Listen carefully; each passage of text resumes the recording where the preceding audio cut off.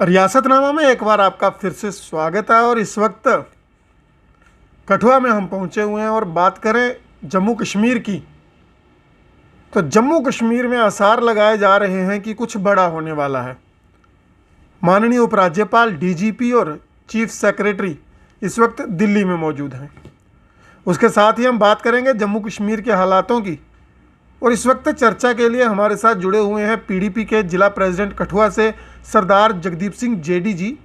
तो आइए इनसे बातचीत करते हैं, जानते हैं कि आखिर पीडीपी है कहाँ, विपक्ष कहाँ पे है, लोग परेशान हैं, जनता परेशान है, विपक्ष कहीं नज़र नहीं आ रहा। तो आइए इनसे बातचीत करते हैं। जेडी जी, आपका बहुत बहुत स्वागत है। थैंक यू शान जी। सर, सबसे पहला सवाल रहेगा, लोगों का सवाल है कि विपक्ष कहीं नज़र नहीं आ रहा, कोई मास्क बांटता नज़र नहीं आ रहा, जनता परेशान है, विपक्ष कहाँ पर है? देखिए, विपक्ष के जहाँ हमारी पीडीपी की बात है, पीपल डेमोक्रेटिक पार्टी लोगों के दिलों पे राज करती है और हम ग्राउंड सतह पर काम कर रहे हैं, घर घर जा रहे हैं और लोगों का हालचाल पूछ रहे हैं। पिछले दिनों में हमने अपना बसोली का दौरा किया। वहाँ पे हमारे जितने भी वहाँ पे रहने वाले हमारे पार्टी वर्कर थे, चाहे वो आम आवाम थी, हमने उनके बीचों बीच जाके हमने दौरा किया। लेकिन हम इन लोगों की तरह नहीं हैं कि हम एक बहुत बड़ा एक अपना विशाल एक रैली की तरह जाएं, 8-9 बंदे लेके जाएं, 5-5 6-6 गाड़ियाँ लेके घूमें और फिर हम लोगों को जाके कहे जे लो जी, हम 1-2 रुपये का मास्क देने के लिए आपके घर पे आए हैं। हम वो चीज़ नहीं करते हैं। हम अपने जो 2 या 3 लोग हैं जो हमारे पार्टी के जो आला कमान ने जो हमारे साथ अटैच किए हुए हैं, जैसे कि हमारे मीडिया के कोऑर्डिनेटर हैं, जहाँ हमारे जनरल सेक्रेटरी हैं, हम 2 या 3 लोग ही जाते हैं। और जहाँ भी हम जाते हैं हम बहुत बड़ा एक अपना जमावड़ा नहीं इकट्ठा करते, मीडिया को नहीं लेके जाते। हम नहीं कहते कि हमारे साथ कोई 2-4 पुलिस वाले चलने चाहिए।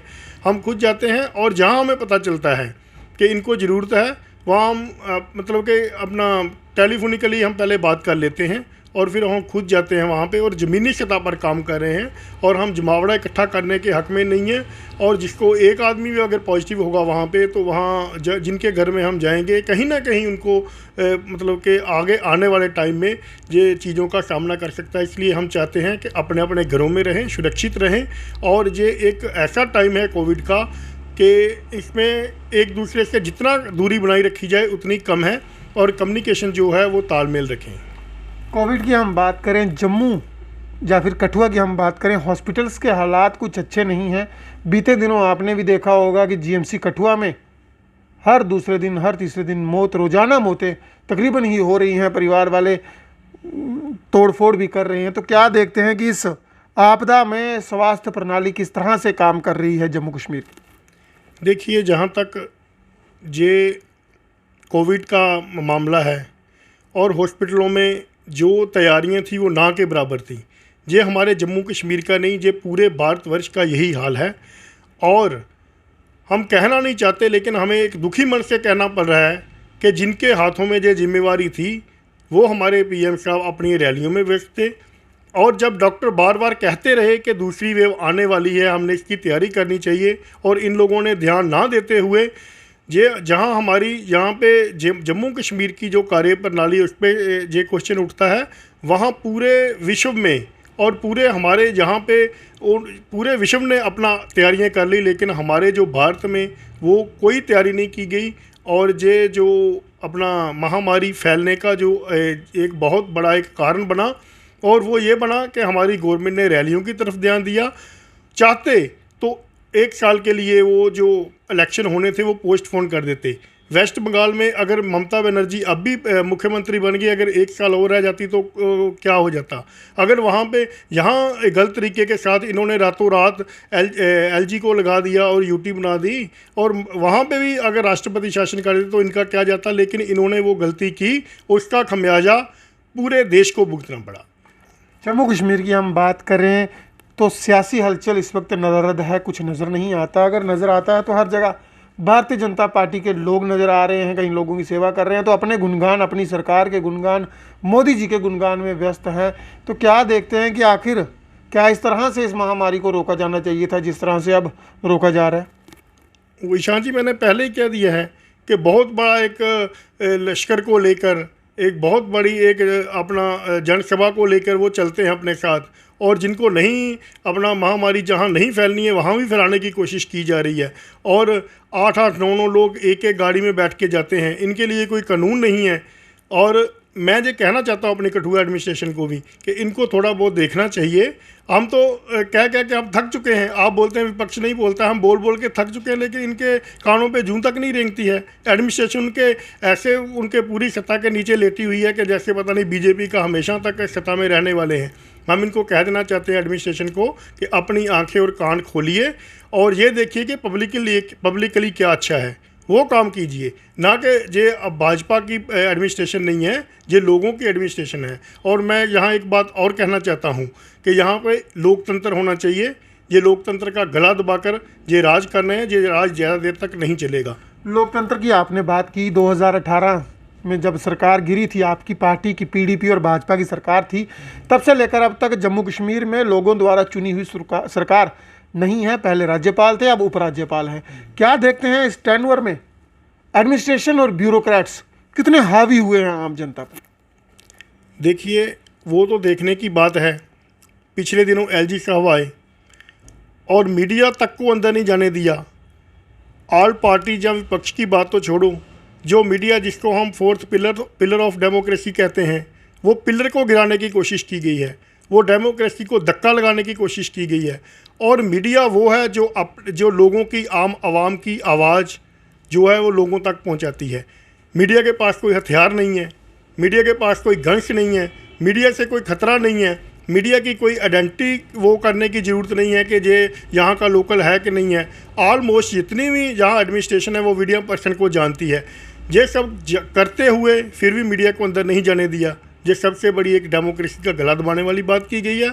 और यहाँ पे जो इलेक्शन नहीं हो रहे हैं, मैं पुरजोर मांग करता हूँ माननीय पीएम साहब से भी और हमारे जो एलजी हैं उनको भी जो हम पुरजोर मांग करते हैं, यहाँ पे इलेक्शन होने चाहिए और जल्द से जल्द हुकूमत होनी चाहिए, ताकि लोगों की जो सुध लेने वाला कोई ना कोई नुमाइंदा यहाँ पे बाहर निकल के आना चाहिए।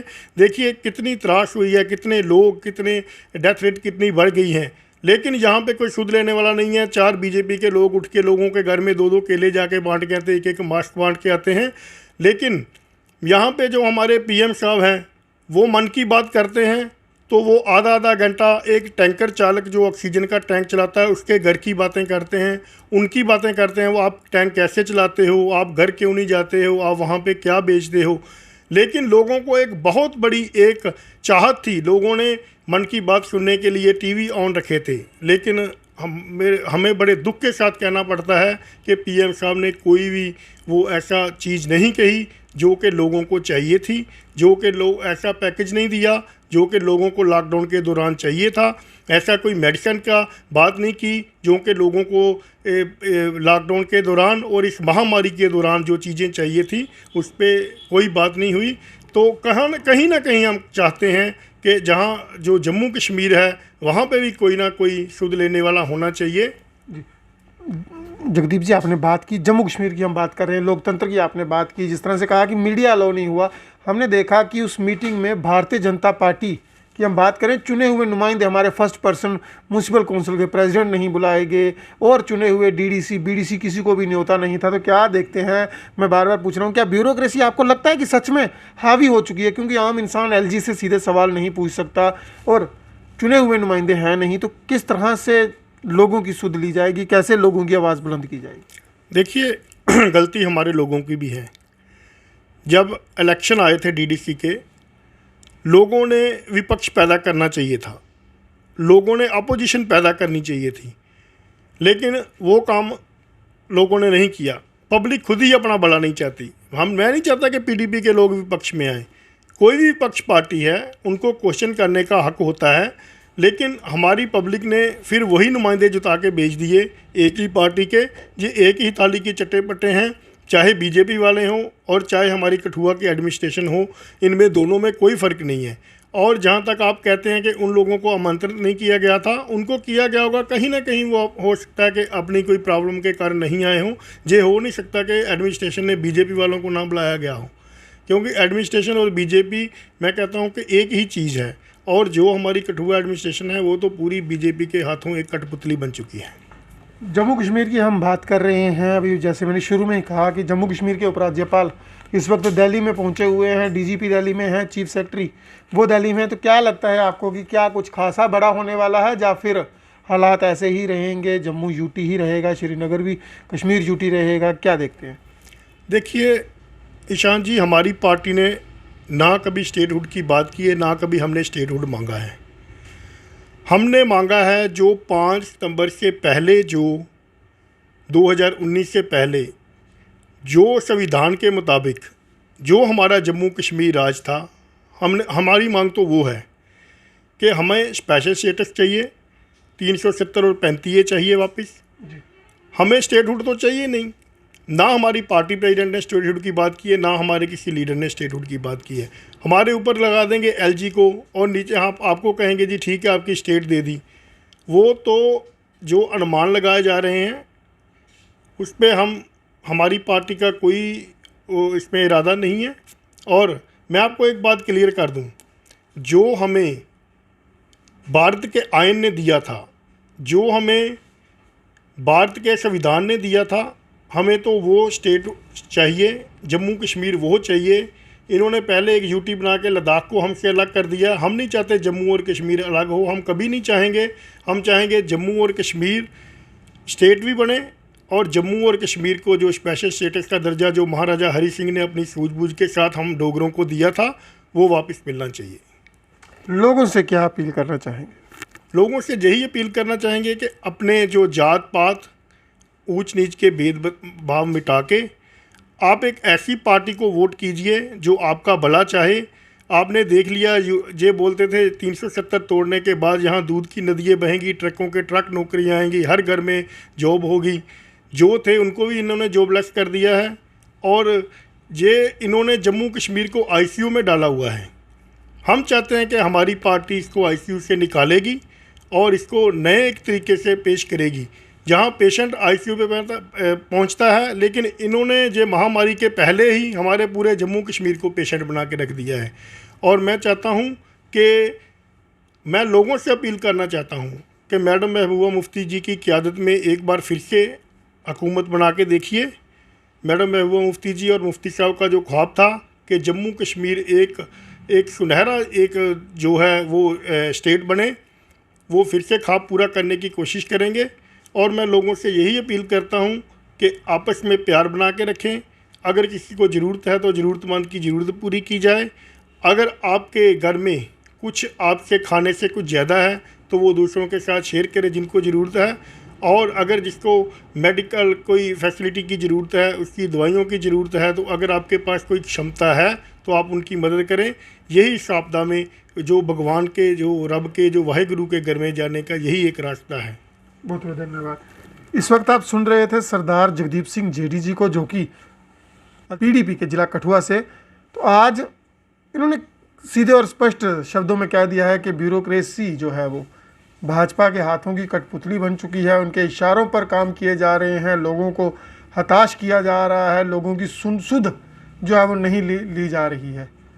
उम्मीद जताई है और अपील भी की है कि जल्द से जल्द जम्मू कश्मीर में हुकूमत दी जाए, लोगों को अधिकार दिए जाएं कि वो अपनी हुकूमत चुन सकें, यानी कि इलेक्शन जम्मू कश्मीर में करवाए जाने चाहिए। और हम भी इस वीडियो के माध्यम से आप सभी लोगों से अनुरोध करते हैं, विनती करते हैं कि अगर आपके आसपास कोई ज़रूरतमंद है तो उनकी सेवा ज़रूर करें। अगर कोई ज़रूरतमंद आपकी जानकारी में है तो उसकी हर मुमकिन सहायता करें, क्योंकि इस आपदा में सहायता से बढ़कर कुछ भी नहीं है। आप देख रहे हैं रियासतनामा और कुछ ऐसे ही खास इंटरव्यू के लिए बने रहें हमारे साथ।